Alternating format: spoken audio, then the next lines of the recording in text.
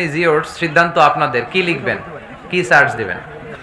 কোরআন সুন্নাহর কথা সার্চ দিলে কোরআন সুন্নাহ আসবে, নাচানাচি সার্চ দিলে আসবে রুব্বানে নাচে কোমর দুলাইয়া, ফেরেশতারাও বলবে তোগরে পিটামু আমরা ঝুলাইয়া। নাচানাচি দেখছো দুনিয়ায় না? লাফালাফি করেছো, জীবন যৌবনকে শেষ করেছো। এই জীবনের সবচেয়ে দামি সময় হচ্ছে যৌবন। এটাকে কোন কাজে লাগিয়েছো? কিয়ামতের দিন জিজ্ঞেস করবে কে? আপনাকে বলতে হবে যে আপনার এই যৌবনের সময়টা আপনি কি করেছেন। আপনি কি হারাম কাজে, অশ্লীল কাজে, নিষিদ্ধ কাজে সময় ব্যয় করেছেন, নাকি কোরআনের পক্ষে ছিলেন? এই প্রশ্নের উত্তরগুলো কিন্তু আল্লাহর সুপ্রিম কোর্টের কাঠ গড়ায় আমাদেরকে দিতে হবে, কারণ ওই দিনটা বড় ভয়ঙ্কর, জবাবদিহিতার দিন। দিনে দিনে বহু বাড়ি আছে, দেনা শুধিতে হইবে ঋণ।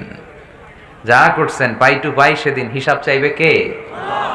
এজন্য ওই দিনটাকে বলে the day of accountability, the day of judgement. বিচার হবে সেদিন, একটা বিশাল বিচার। ওই বিচারের দিনে আমরা আল্লাহর কাছে পানাহ চাই, ক্ষমা চাই, ঠিক কিনা? আল্লাহ বিচারের দিনে তুমি আমাদেরকে মাফ করে দিয়ে জান্নাত দিয়ে দিও। সবাই পড়ি আমিন। এইভাবে উত্তর দিতে পারবেন শেষ পর্যন্ত?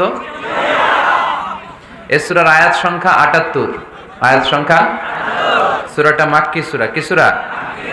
এটা কোরআনের সূরার ধারাবাহিকতা অনুযায়ী কোরআনের ৫৫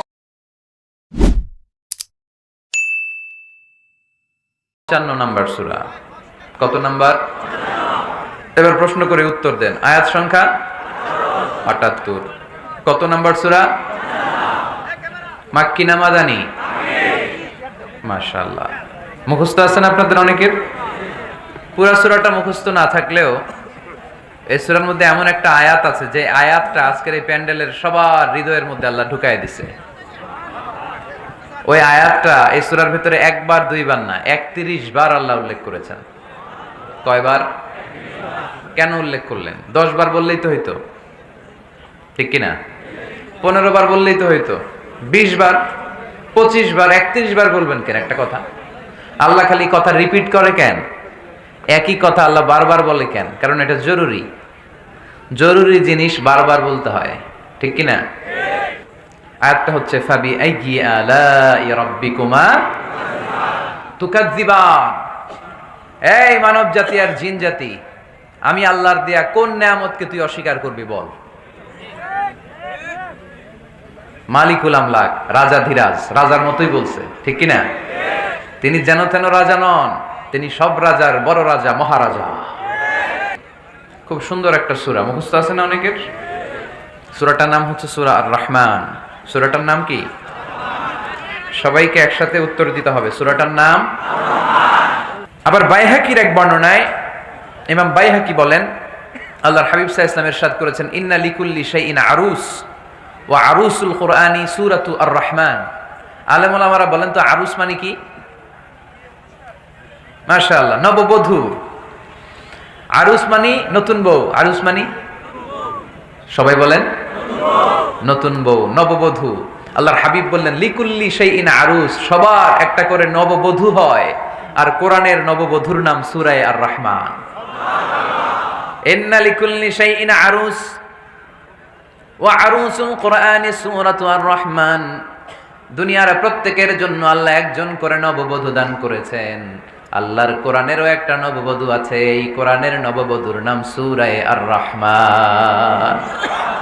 কোরআনের নববধূ, কোরআনের নতুন বউ, কোরআনের নতুন বউ। কেন আল্লাহ এত সূরা থাকতে, ১১৪টা সূরা থাকতে আর রহমানকে কোরআনের নববধূ বললেন? এর কারণ নববধূ যেমনি বাসর রাতে হাতে পায়ে আলতা মেখে, বেনারসি শাড়ি পরে, জুয়েলারি অর্নামেন্টস পরে, পার্লারিং করে, মেকআপ করে হাজবেন্ডের জন্য নিজেকে উজাড় করে সাজায়, ঠিক তেমনি আল্লাহ তাআলা এই দুনিয়াতে আমাদেরকে কি নেয়ামত দিয়েছেন আর আখিরাতে কি কি নেয়ামত দিবেন, এই বর্ণনা দিয়ে এই সূরাটাকে আল্লাহ উজাড় করে সাজিয়ে দিয়েছেন।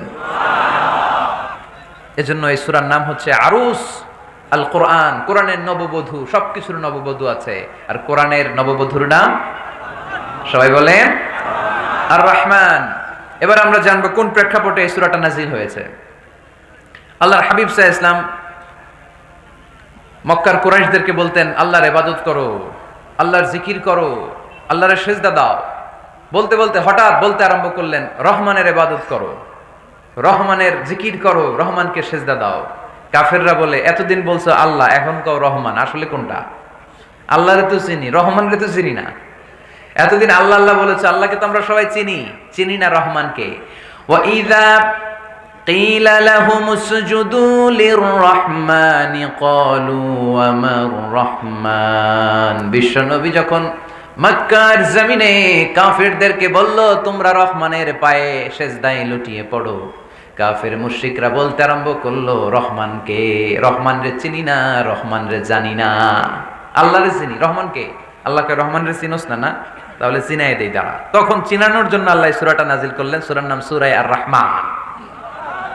আল্লাহ নাজিল করলেন আর রহমানু আল্লামাল কুরআন খালাকাল ইনসান আল্লামাহুল বায়ান। আল্লাহ বলে রহমান রে চিনো না, রহমান রে তোমরা জানো না।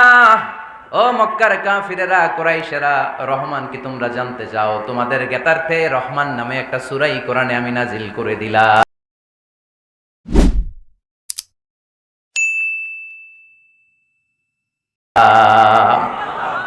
কাফেরদেরকে চেনানোর জন্য আল্লাহ নাজিল করলেন আর রহমান।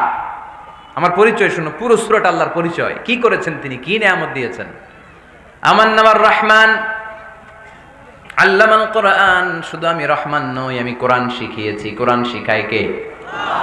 শুধু কোরআন শিখিয়ে বসে থাকি নাই, খলাকাল ইনসান, আমি মানুষ বানিয়েছি। মানুষ বানিয়েছে কে? শুধু মানুষ বানিয়ে বসে থাকেন নাই, আল্লামাহুল বায়ান, মানুষকে আমি বায়ান শিখিয়েছি, বর্ণনা করার যোগ্যতা দিয়েছি। মানুষের মুখে মুখে আমি ভাষা দিয়েছি। এই যে নানান ভাষায় গোটা বিশ্বের মানুষ কথা বলে, ভাষাগুলোর মালিক কে? ওয়া ইযা কিলা লাহুম উসজুদু লির-রাহমান ক্বালু ওমার রাহমান। আল্লাহর হাবিব যখন বললেন এই কাফিরেরা রহমানরে সেজদা দাও, ওদের প্রশ্ন রহমান কে? রহমানরে চিনি না, জানি না। আল্লাহ বললেন রহমান চিনো না, রহমান জানো না, রহমান কারে কয় আজকে ব্যাখ্যা সহকারে বুঝাই দিব। সুবহানাল্লাহ পড়েন। ঠিক ওই মুহূর্তে আল্লাহ তাআলা ইয়া রহমান সূরাটা নাযিল করে দিলেন।